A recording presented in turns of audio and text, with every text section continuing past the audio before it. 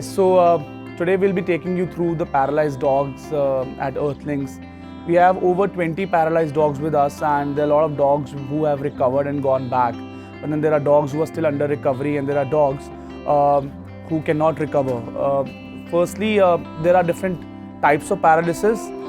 When I say different types, what I mean is that there is paralysis that is linked to nerve compression. Then there is paralysis which is caused by accidents which lead to spinal breakage. The spinal cord is broken, and that way is nothing. The dog cannot recover. And then there are other reasons for paralysis.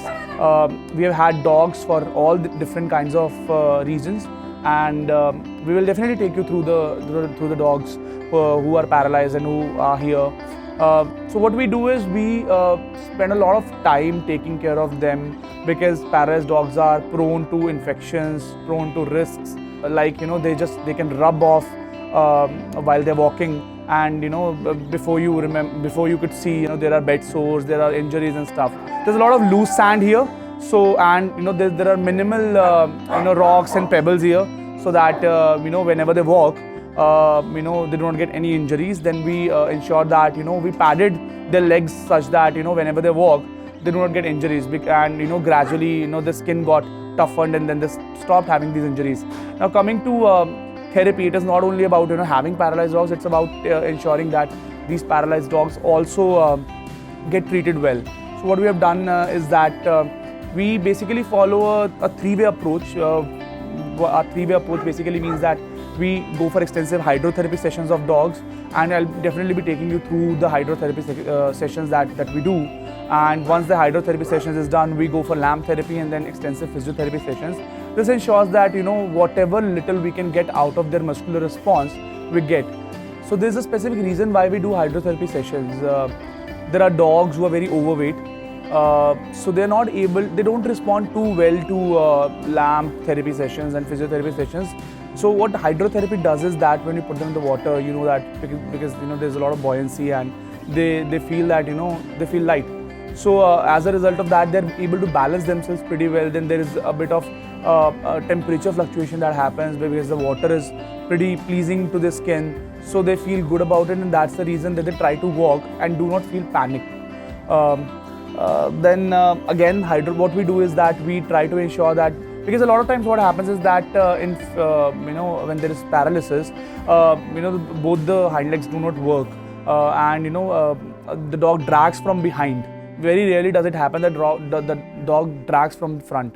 So what we do is that we basically tie the front leg to the back hind leg on both the sides, both left and right sides.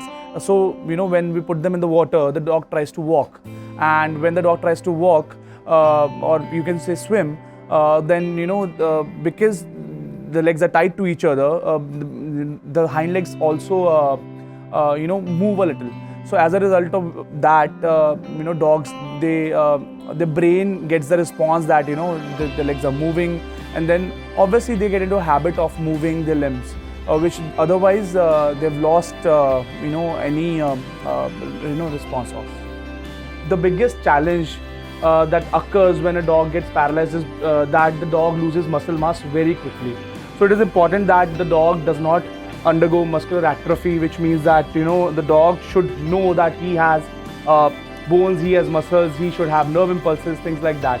But when they get this lamp therapy, the blood circulation remains intact, and it basically aids in the treatment of the dog, and it aids in full recovery of the dog. And it also ensures that whenever a dog undergoes hydrotherapy, there is a chance that the dog might get cold or congestion. So with lamp therapy, we ensure that the dog is dried off before the dog is put out for physiotherapy.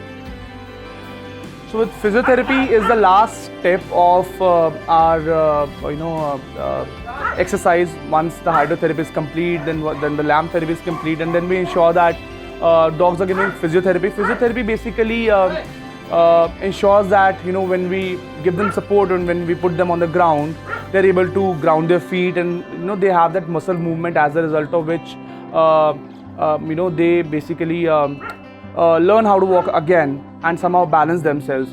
And secondly, it is very important because of the fact that they should be given a bit of a rough ground because they can't walk on tiles and all. So there is end-to-end body movement from the hip joint to the paws. So what we do is that we give them a very rough surface to walk on, so that they are able to utilize the friction and they are able to grip themselves to the floor and they start walking.